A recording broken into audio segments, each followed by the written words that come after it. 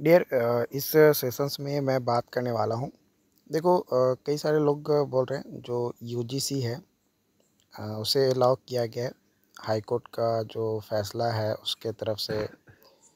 तो यहाँ पे जो फैसला लिया गया उसको लेकर मैंने आपको एक अपडेट दिया था, जिसमें मैंने बताया था कि आपका एक लिस्ट आएगा बोर्ड की तरफ से, जिसमें ये बताया गया जाएगा कि आपको रिजेक्ट किया गया है तो कौन से कारण से रिजेक्ट किया गया है, और जिनका भी पेंडिंग है उन सभी का क्लियर होगा। अगर जो भी terms and condition LRC department नया बनाती है, क्योंकि हाई कोर्ट के फैसला को देखते हुए एलआरसी डिपार्टमेंट एक नया टर्म्स एंड कंडीशन बनाएगा, और उस शर्त के अंदर जो भी टर्म्स एंड कंडीशन होंगे उसे जो लोग का डिग्री हो वो फॉलो करेंगे तो उन लोगों का सिलेक्शन होगा, बाकी लोगों को रिजेक्ट करेगा।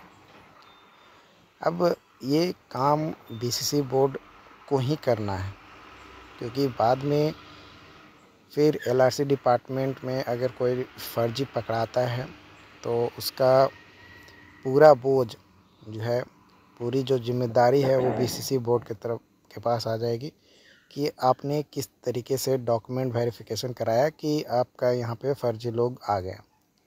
इसलिए बीसीसी बोर्ड थोड़ा टाइम तो लेगा प्रोसेस कंप्लीट करने में, बट सही और ऑथेंटिक करने की पूरी कोशिश करेगा।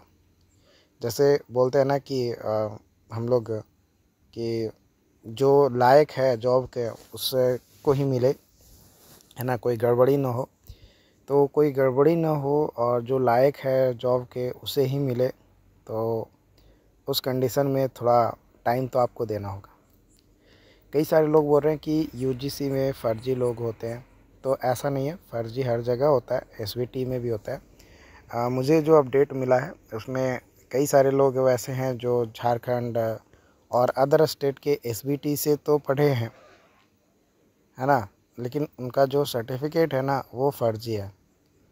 तो इस चीज़ को माइंड करते हुए जो डॉक्यूमेंट्स है वो प्रॉपर तरीके से चेक किया जा रहा है, और बोर्ड अपने लेवल पे पूरी कोशिश कर रही है कि एक भी कैंडिडेट जो है फर्जी ज्वाइन ना करें, क्योंकि बाद में फिर इसके ऊपर ही रिस्पॉन्सिबिलिटी आ जाएगी। तो इसलिए थोड़ा टाइम लेगा, है ना।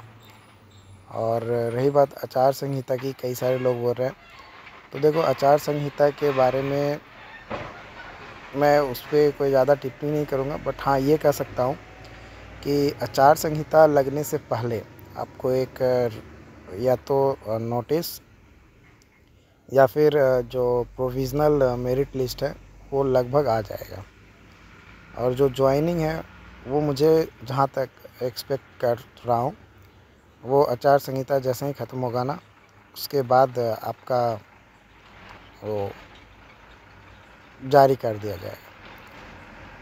तो आप लोग टेंशन ना लें। और कई सारे लोग ये भी बोल रहे हैं कि क्या जो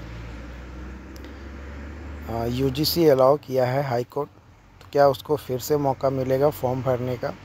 तो ऐसा नहीं है, ऐसा कहीं पे भी नोटिफिकेशन में नहीं लिखा गया था कि आपका ये अलाउ किया जाएगा तो हम एग्ज़ाम के लिए नया फॉर्म भरवाएंगे या फिर से एग्ज़ाम लेंगे, ऐसा कुछ नहीं है। और ऐसा होने भी नहीं वाला है। अगर कोई फिर से केस करता है कि नहीं यूजीसी को फिर से अलाउ किया जाए फॉर्म भरने के लिए, तो फॉर्म भरने के टाइम में ये कभी नहीं कहा था कि आप यूजीसी वाले हो तो नहीं भर सकते हो। कई सारे कैंडिडेट भरे हैं ना, तो आप अपनी गलती बोर्ड के ऊपर नहीं डाल सकते हो। आप अपने से दिमाग लगा लिए कि यहाँ पे तो एआईसीटी और एसवीटी मांग रहा है, हम तो यूजीसी वाले हैं, तो हम क्यों फॉर्म भरें, हम नहीं भरेंगे। क्योंकि पैसा तो ज़्यादा लग रहा था ना, 800 रुपया एक छोटा मोटा रकम नहीं होता है एक स्टूडेंट के लिए, एक बड़ी अमाउंट होती है, मतलब एक ठीक ठाक अमाउंट होती है 800 रुपये। तो कई सारे लोग अपना दिमाग लगाए होंगे कि 800 रुपया लग रहा है, फिर बाद में क्या होगा क्या नहीं होगा।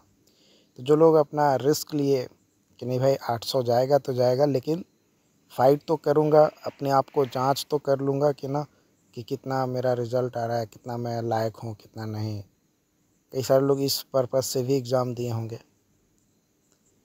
तो ये जो पर्पस है तो उसमें कोई दिक्कत नहीं है। जिनका हो गया, एग्ज़ाम दे लिए, हो गया, दोबारा बोर्ड नहीं ऐसा करेगी कि आपको फिर से नोटिफिकेशन दे। कई सारे लोग ये भी पूछ रहे हैं कि जो यहाँ पे प्रोविज़नल है क्या वही फाइनल रहेगा?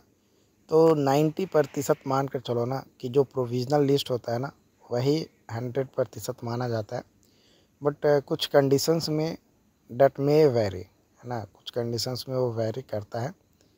तो उसके लिए आपको टेंशन लेने की ज़रूरत नहीं है, ठीक है।